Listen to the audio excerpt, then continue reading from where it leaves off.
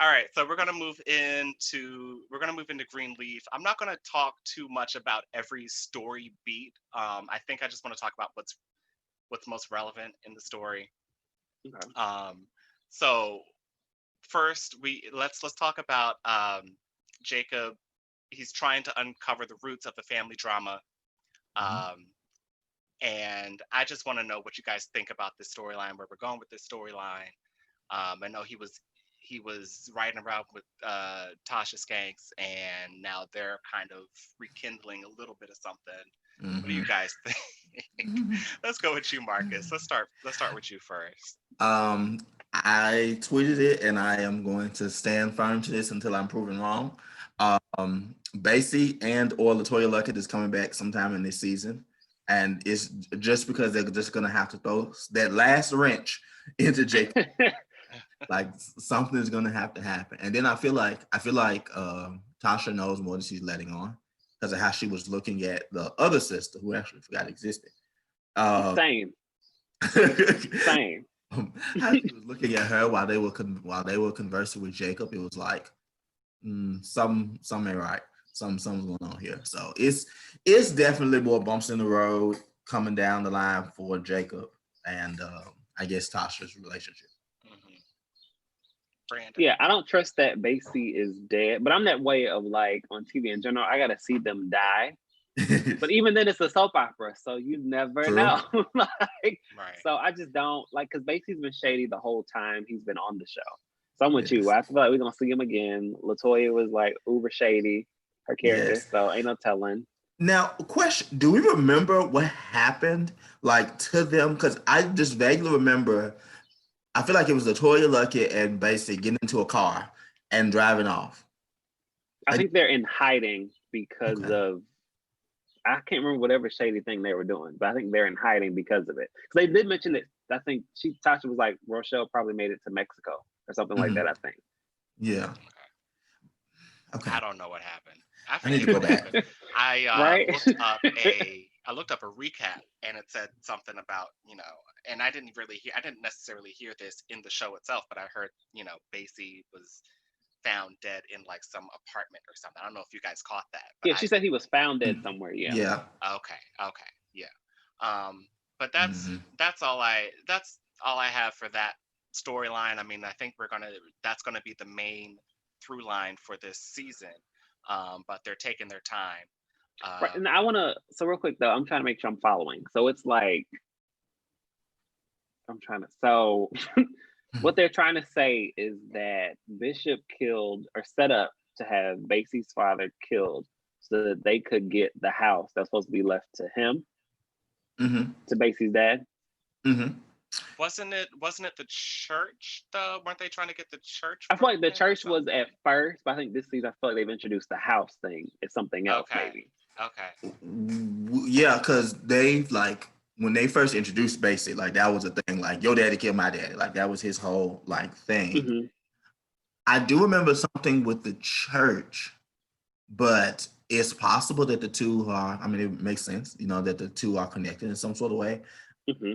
Honestly, I feel it was more so with the land that the church was on than the church itself.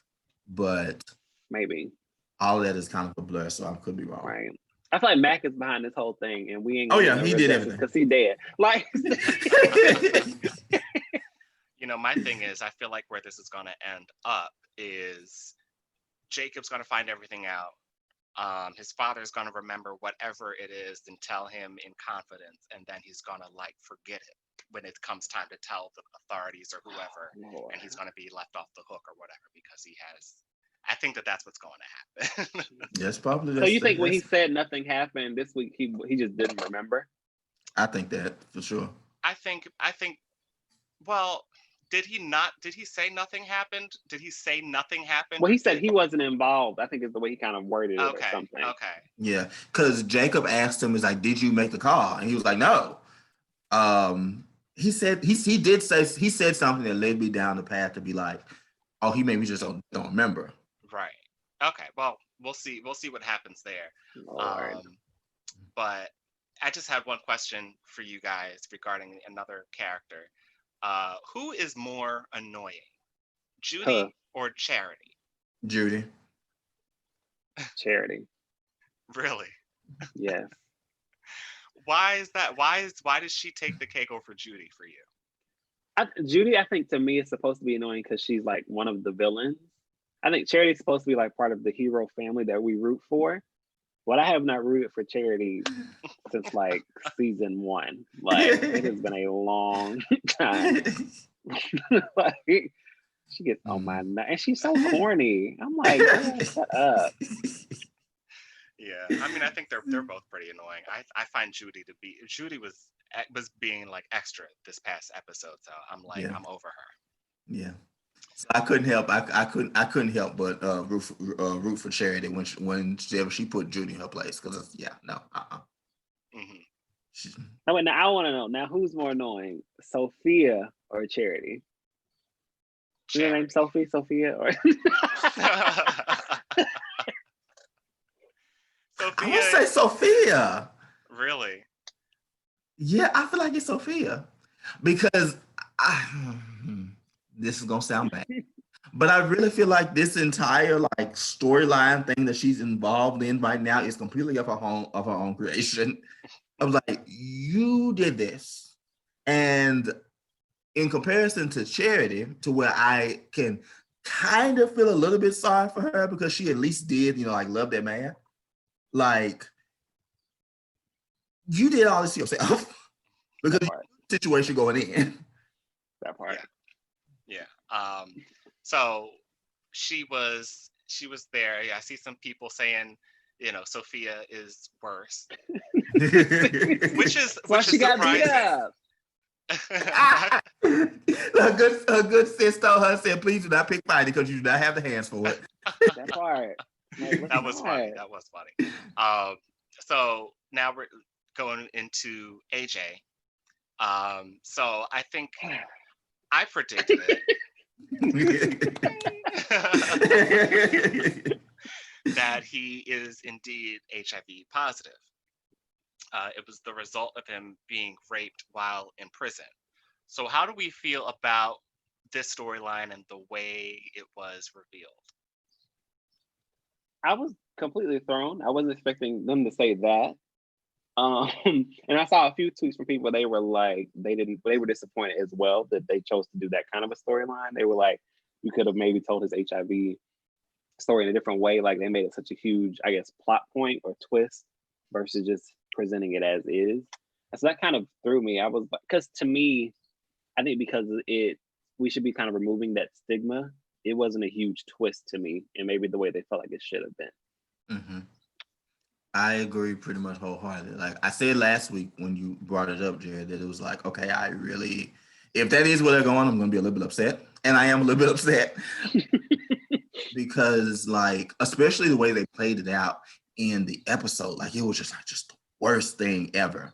Like, Sophia came out there, she was just like stun-faced. Oh, he told his mama and she just like started bawling. And it's just like, that's it. Like the way that they build it up just made it seem like it was just going to be the worst thing ever. I think that the way they built it up and then revealing that it was him having HIV just kind of makes it seem like, like, oh, having HIV is just the worst thing ever. Like you're going to die. Yeah. Okay. Now see, I didn't necessarily take it that way. I thought that all of the emotion came from saying that he was raped.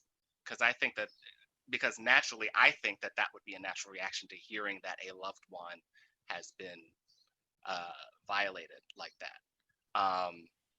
Do you think that, would that change? Because I feel like if it was just HIV, all of the emotional theatrics wouldn't necessarily fit. But I think when you talk about him kind of going through this in prison, I think that may call for some of the emotion that we saw. I feel like I would agree with you that, that him being assaulted would, elicit maybe that type of reaction. But I feel like they highlighted HIV because isn't that the first thing that he said? Yeah, it is the first thing he said. Because I feel like, go ahead. No, you can go. You can go. I was gonna say I feel like they were highlighting the HIV aspect, and then like him being assaulted was just kind of like the afterthought. Like it was just the True. this is why kind True. of thing. Because it was honestly like it was almost kind of like thrown in there like right before the episode ended.